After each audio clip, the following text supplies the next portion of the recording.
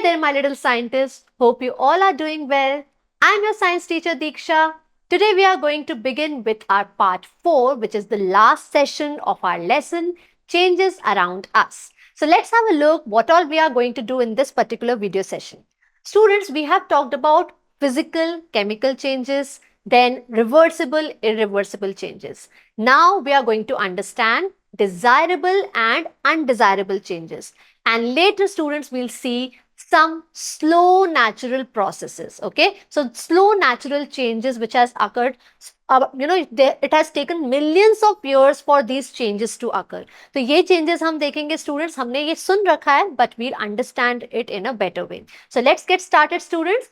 First of all, we are going to talk about, are all changes desirable? Desirable means that do we want them to occur? Yes, of course, there are so many changes which we want them to occur because they are beneficial for us. We want to eat curd and that can be made only when milk converts into curd. तो ये जो change हो रहा है ये students एक chemical change है. Milk completely अपनी properties lose कर देता है after changing into curd. Okay? और curd एक नया substance है जो form हुआ है. We can't bring back the milk again. Secondly students, cutting of fruits. तो कटिंग एक प्रोसेस है, एक फिजिकल प्रोसेस है, फिजिकल चेंज है जो कि इरिवर्सिबल है. ठीक है, पर ये हमें चाहिए, ये एक डिजायरेबल चेंज है. Similarly ripening of fruits. तो स्टूडेंट्स, रॉ फ्रूट्स हम नहीं खा सकते, but ripened fruits are something which we want to eat. They taste better and they are good for digestion. And finally cooking of food. तो obviously students, हम जितना भी food खाते हैं हम उसे रॉ नहीं खाते हैं, हम उसे पहले कुक करते हैं, so that because of the chemical reactions the nutrients are enhanced, the taste is enhanced and it is easy to digest. तो ये सभी प्रोसेसेस, ये जितने भी चेंजेस हम पढ़ रहे हैं स्टूडेंट्स, ये सब डिजायरेबल है. We want them to occur, but there are a few changes which are not beneficial for us and that's why they are undesirable, like rusting of iron. So iron की rusting एक बहुत बड़ा problem है because iron is a metal which is used in so many ways. ठीक है, bridge building में काम आता है. Then cars, आपके vehicles की जो body होती है students, वो iron से बनी होती है या steel से बनी होती है.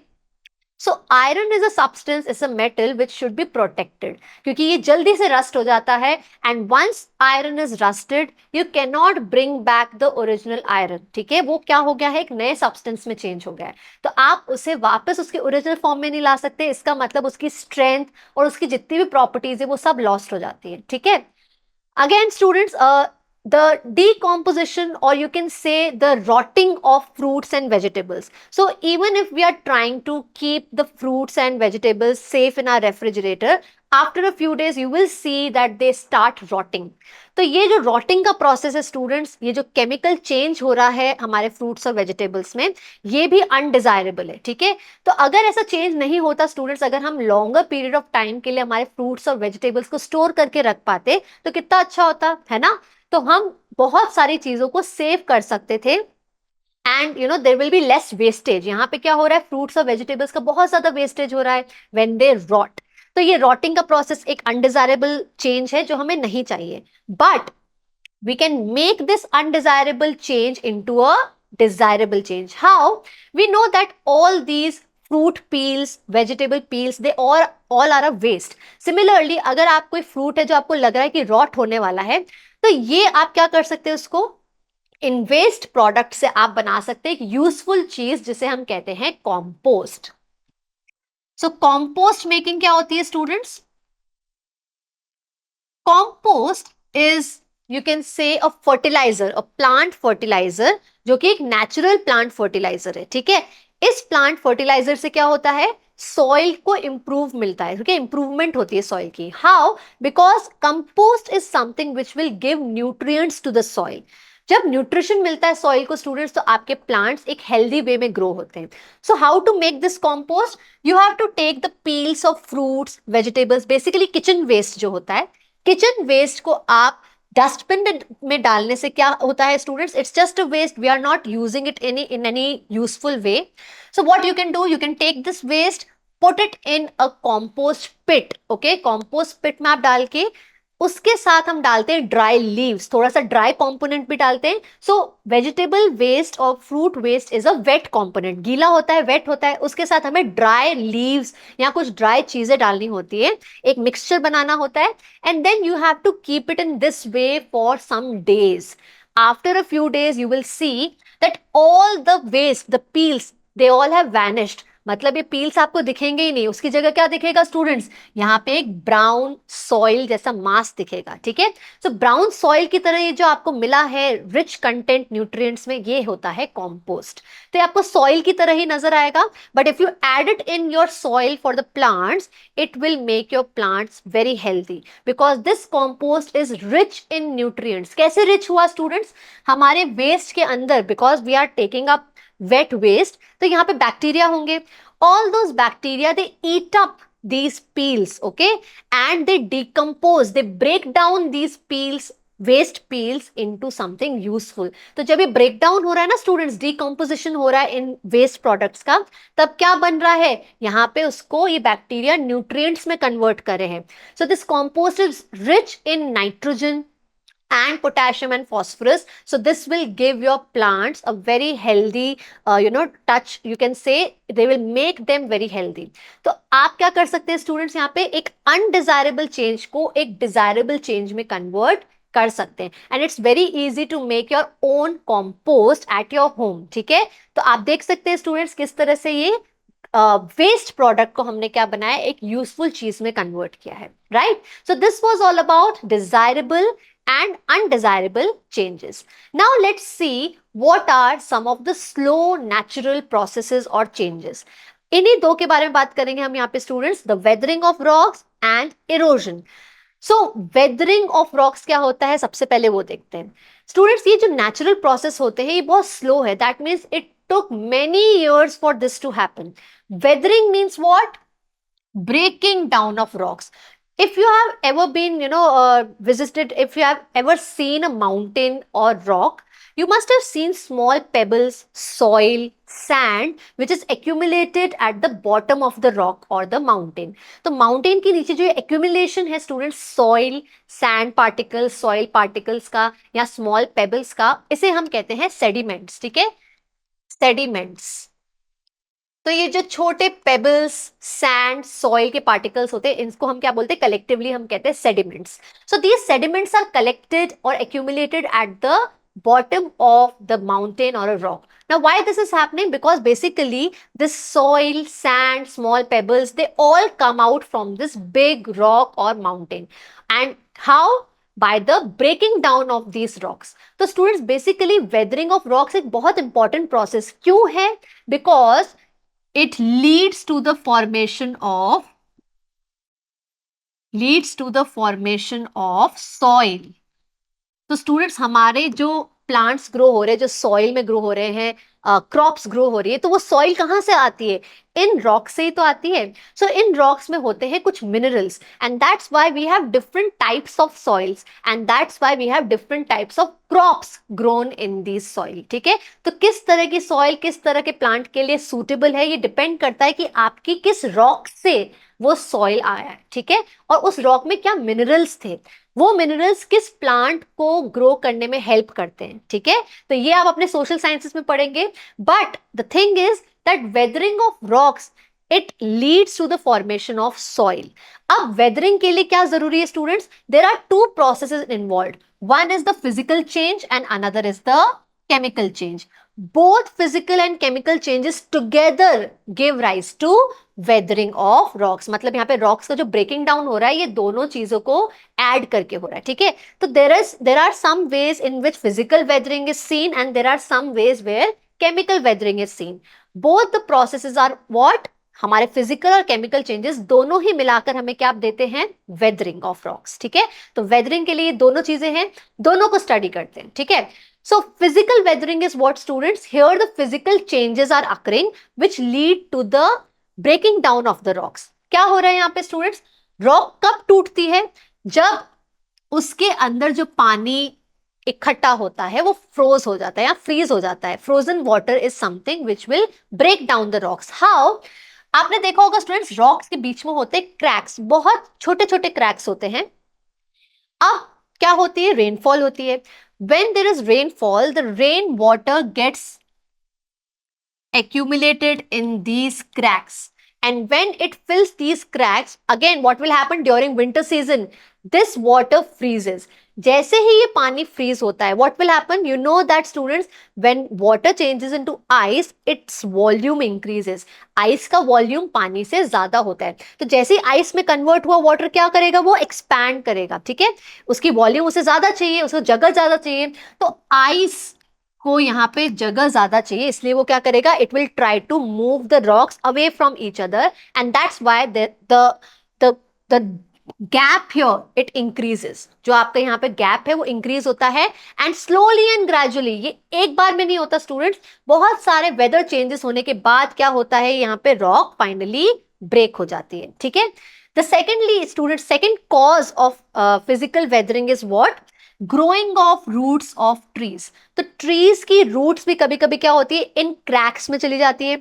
Now obviously when the tree grows, its roots will spread out. और जैसे ही ये रूट स्प्रेड आउट होंगी, ये भी क्या करेंगी, जगह इसको चाहिए, they require space for spreading, and that's why they will push the rocks away, and it will lead to the breaking of the rocks. Clear? तो यहाँ वेदरिंग हो रही है, ब्रेकिंग डाउन ऑफ रॉक्स हो रही है by this reason, because of this reason, the freezing of water in the rocks, and secondly the growing roots in the cracks of the rocks. ठीक है.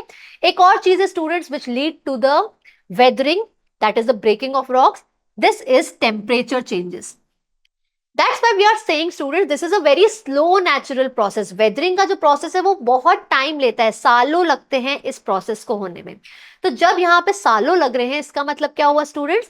इसका मतलब ये हुआ कि ये बहुत सारे टेम्परेचर चेंजेस से गुजरते हुए रॉक टूटती है. तो क्या होता है स्टूडेंट्स यहाँ पे, whenever there is summer season, in summers there is too much heat. When there is heat, any material it tends to expand. ठीक है. समर्स में क्या होता है, एक्सपेंशन होता है किसी भी मटेरियल का, तो रॉक्स थोड़ा एक्सपैंड होती है. फिर जैसे विंटर्स आती है वो कूल होती है, तो वो कॉन्ट्रैक्ट होती है. Again then summer comes, expand, contract in the winters, then in summers it expands, in the winters it contracts. तो ये सालों से स्टूडेंट्स रॉक्स के ऊपर इतने टेम्परेचर चेंजेस जब आते हैं, जब एक्सपेंशन कॉन्ट्रैक्शन बहुत ज्यादा होता है, बीच में रेनफॉल भी आती है, पानी भी उनके क्रैक्स में आता है, तो इतने सारे टेम्परेचर चेंजेस के बाद वो फाइनली टूट जाती है. ठीक है. एक्सपेंशन, बार बार किसी चीज को आप एक्सपैंड करो, कॉन्ट्रैक्ट करो, तो फाइनली वो ब्रेक हो जाती है. So it will take long years, बहुत सारे साल लगते हैं, तब ये breaking of rock होती है. So weathering takes a lot of time. This was about physical weathering. Let's take an example of chemical weathering. अब chemical weathering में क्या होता है स्टूडेंट्स, रॉक्स अपना ओरिजिनल फॉर्म चेंज कर देता है. कैसे स्टूडेंट्स? कुछ रॉक्स के नीचे आपने ऐसे रेड कलर के पैचेस अगर आपने देखे हो, तो ये क्या है, रॉक्स ने क्या अपना सिर्फ कलर ही चेंज किया है? नो, रॉक्स के अंदर जो मिनरल्स है ना स्टूडेंट्स, वो चेंज हो गए हैं. तो यहाँ पे केमिकल चेंज हो रहा है. Basically chemical reaction is happening which is taking a long period of time. Okay, यहाँ पे केमिकल रिएक्शन बहुत फास्ट नहीं है, बहुत साल लगे. कैसे? द वाटर और chemicals present in the water, they can react with the rocks and cause chemical changes in their composition. तो यहाँ पे पानी कभी कभी स्टूडेंट्स होता है, उसके साथ केमिकल्स आ सकते हैं, रेन वाटर के साथ केमिकल्स आ जाते हैं, या फिर स्टूडेंट्स एयर यानी कि ऑक्सीजन और हमारा वेपर जो है प्रेजेंट है एयर के अंदर ही, moisture and air together can attack the minerals present in the rocks. तो स्टूडेंट्स, रॉक्स को आप सिर्फ स्टोन नहीं समझे, rocks have minerals, that means they can contain some metallic content also. जैसे कि यहाँ पे बसॉल्ट. Basalt is a rock which is a black colored rock. Now this is why, because it contains iron. तो जैसे मैंने कहा स्टूडेंट्स, रॉक्स के अंदर मिनरल्स होते हैं, मतलब कुछ मेटालिक कंपोनेंट भी होते हैं उसके अंदर, सिर्फ आप इसे स्टोन नहीं समझे. तो आयरन की ये जो रॉक है, basalt rock, we know that iron gets rusted. तो इस तरह की रॉक्स जो होती है, ब्लैक कलर की रॉक्स, इसमें क्या आ जाता है, एक यहाँ पे रेडिश लेयर आ जाती है. तो ये रेडिश लेयर क्या है, ये आयरन पानी और ऑक्सीजन के साथ रिएक्ट करके क्या देता है, रेड कलर्ड लेयर. और रेड कलर्ड लेयर क्या है हमारी, यही रस्ट, जैसे कि आयरन ऑक्साइड. तो यहाँ पे आयरन की जो रॉक्स है वो किस में चेंज हो गई, आयरन ऑक्साइड में चेंज हो गई. और आयरन ऑक्साइड का कलर कुछ ऐसा होता है, रेडिश ब्राउन. ठीक है. तो स्टूडेंट्स, यहाँ पे आप देख सकते हैं, weathering means what, that rock is breaking down due to physical changes, and it is also changing its composition due to chemical reactions. Is that clear? So both physical and chemical changes are occurring and they give rise to weathering of rocks, that is breaking down of rocks into tiny particles, and finally these tiny particles convert into soil. हमें soil मिलती है बहुत तरह तरह की, जब तरह तरह की rocks इस तरह से break down होती है. ठीक है? तो students ये था weathering of rocks. And this is also physical and chemical change both together in the same thing. हमारी weathering के लिए हमें दोनों processes कह सकते हो आप, दोनों साथ में साइमल्टेनियसली चल सकते हैं और इससे हमें वेदरिंग ऑफ रॉक्स मिलती है. ठीक है? ये भी एक स्लो नेचुरल प्रोसेस है और इसी तरह का स्लो नेचुरल प्रोसेस आता है erosion. Now let's understand what erosion is. Basically students, it is the movement of soil और sediments, you can say rock pebbles इसमें आते हैं, सॉइल आता है. तो जितने भी सेडिमेंट्स की हमने बात की थी, soil, sand, rocks, small pebbles, ये सभी ब्रेक डाउन होके एक जगह से दूसरी जगह पे मूव होते हैं. So the movement of sediments from one location to another, how? By natural forces like wind and flowing water is known as erosion. तो आप स्टूडेंट्स यहाँ डायग्राम्स के हेल्प से हम देखते हैं, जहां भी स्लोप होगी ना स्टूडेंट्स, ठीक है, माउंटेन स्लोप्स है, जैसे रॉक्स होती है तो वो स्लोप्स होती है ना, तो यहाँ पे ढलान या फिर स्लोप होती है. तो अगर यहाँ पे ढलान है, स्लोप है और यहाँ पे फ्लोइंग वाटर आ रहा है, बहुत तेजी से पानी आ रहा है या बहुत विंड हो रही है, ठीक है, बहुत हाई विंड्स चल रही है, उसकी वजह से क्या होगा, द सॉइल और the sediments will flow away और they will wash down and they will come here. Okay, यहाँ पे क्या हो रहा है, वॉशिंग ऑफ द सॉइल हो रही है, तो सॉइल एक जगह से दूसरी जगह पे शिफ्ट हो रहा है या मूव हो रहा है. Right students, you must have seen river beds. River beds के आसपास बहुत सारी सैंड रहती है एक्यूमुलेटेड, तो वो कहाँ से आती है, पूरे रॉक से, because of the flowing water rock से होती हुई या रिवर बेड्स तक आ जाती है. फिर आगे क्या होता है स्टूडेंट्स, आगे ये होता है कि जब ये फ्लोइंग वाटर की स्पीड थोड़ी कम होती है, when the speed of the flowing water और the wind it decreases, these sediments they settle down at the bottom of the river और फिर वहां पे वापस एक्यूमुलेट होके क्या बनाते हैं, छोटी छोटी रॉक्स बनाते हैं अंडर द सी. ठीक है? तो स्टूडेंट्स, इरोजन से होता क्या है, होता यह है कि जो अच्छी सॉइल होती है which is good for the crops, okay, for the growth of the crops, it washes away. तो इरोजन का यहाँ पे एक ड्रॉबैक ये है कि जो अच्छी सॉइल है वो भी वॉश अवे हो जाती है, तो हमारी सॉइल जो हमें चाहिए क्रॉप्स के लिए वो नहीं मिलती है. ठीक है? So erosion is what, it's a physical change. Why? Because here there is only the movement of soil from one place to another by natural forces such as flowing water and wind. That's why erosion is a physical change. Students, आपने landslides के बारे में पढ़ा होगा. Landslides कभी कभी ऐसा होता है कि लैंडस्लाइड्स में जो पेबल्स, स्टोन्स है, वो ऐसे ही स्लोप से होते हुए गिरते हैं नीचे. Maybe sometimes due to earthquake also, कभी कभी अर्थक्वेक की वजह से भी लैंडस्लाइड्स होती है. कभी कभी यहाँ पे सिमिलर स्लोपिंग नेचर की वजह से ही क्या होता है, सेडिमेंट्स और सॉइल नीचे की तरफ आ जाते हैं. ठीक है? और फिर फर्दर वो फ्लोइंग वाटर और विंड्स उन्हें आगे की तरफ मूव कर देती है. सो ये लैंडस्लाइडिंग भी क्या है, एक तरह का फिजिकल चेंज है. So erosion is a physical change, whereas weathering में हमने देखा था कि फिजिकल और केमिकल दोनों ही तरह के चेंजेस प्रेजेंट होते हैं. Correct students?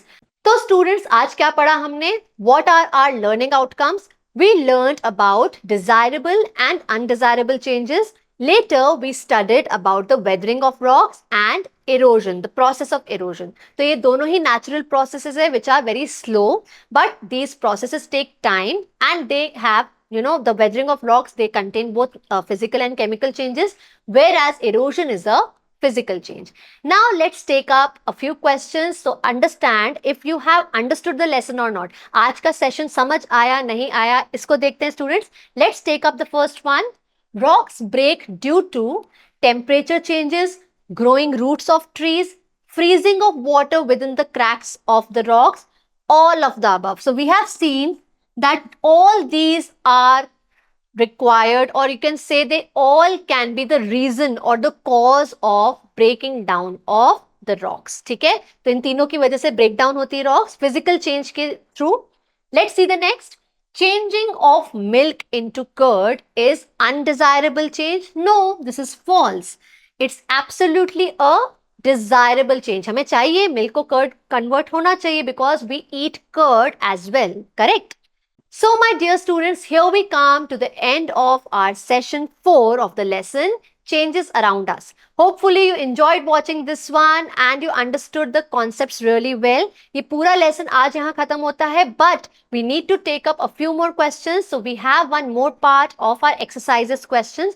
तो वो देखेंगे students और समझेंगे. एक्सरसाइजेस क्वेश्चंस आप देखें, उससे पहले हमने जितना भी चैप्टर में किया था, whatever we have done from part 1 till 4, you have to do all of them. Okay, please revise and watch it again before moving on to the questions. Thank you so much for watching, students. Please take care.